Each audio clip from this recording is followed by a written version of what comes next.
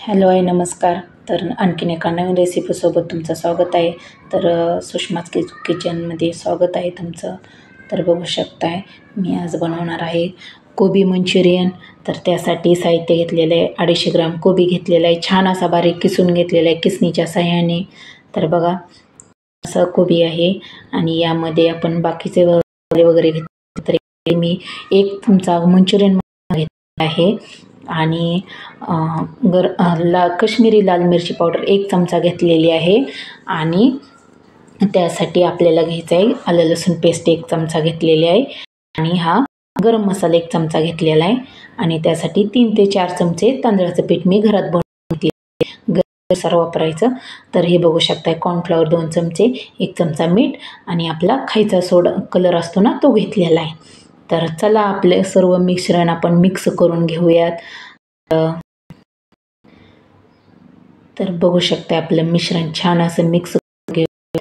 तर मिश्रणा मसाला वगैरे घालूयात. तर बघू शकताय पूर्ण मसाले घालून घेणार आहे मी. तर बघू शकताय आता कोबी आपला छान असा किसून झालेला आहे.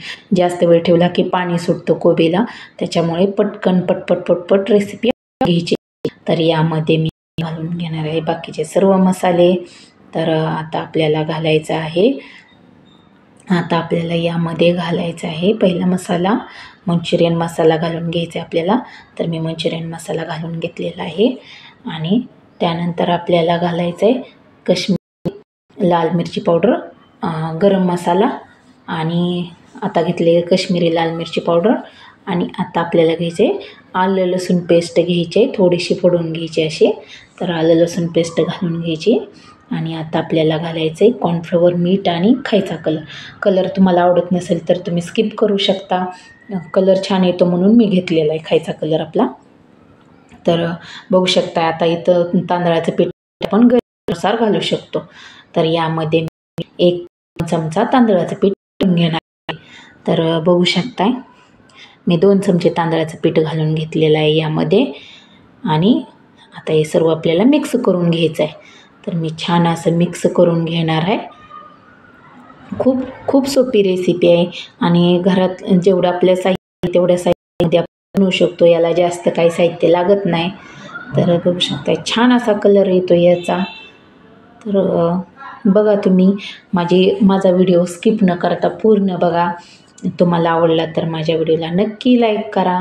तर बघा छान असं छोटे काय मोठे खातील असे आपली रेसिपी आहे.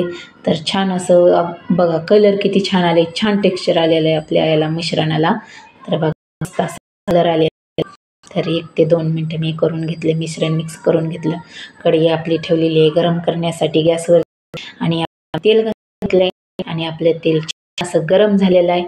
त्यामध्ये मी मिश्रणाचे गोळे घेतलेले आहेत, आपले कोबीचे गोळे बनवून घेतले आणि तेल छान गरम झाले का नाही चेक केलं आणि तेलामध्ये घालून घेते. आता एकदा 5 ते 6 गोळे आपण घालून घेऊयात यामध्ये. तर मी आता चला आपले मंचुरियन तळायला चालू करू. आता हळूहळू या तेलामध्ये मी गोळे घालून घेते. तर मस्त असं क्रिस्पी बनतं, अगदी बाहेर भेटतं तसं कुरकुरीत बनतं मंचुरियन. तर फक्त हाय फ्लेमची लो फ्लेम करायची गॅसची आणि तळून घ्यायचं. तर गडबड न करता तळायचं म्हणजे छान बनतं, छान तळून.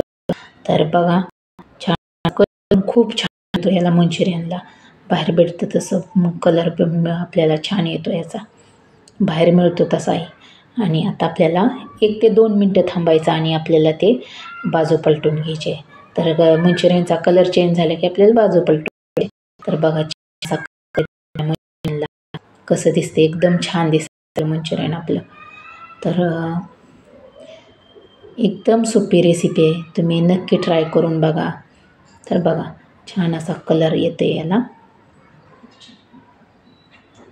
तर बघू शकताय खूप छान येतो याला.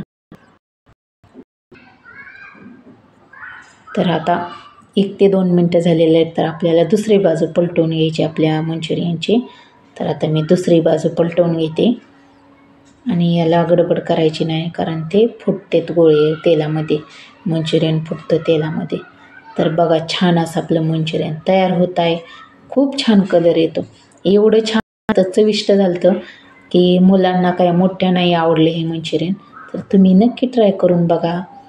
तर बघा छान आपलं मंचुरियन मस्त असा कलर आलेला आहे आपल्या मंचुरियनला.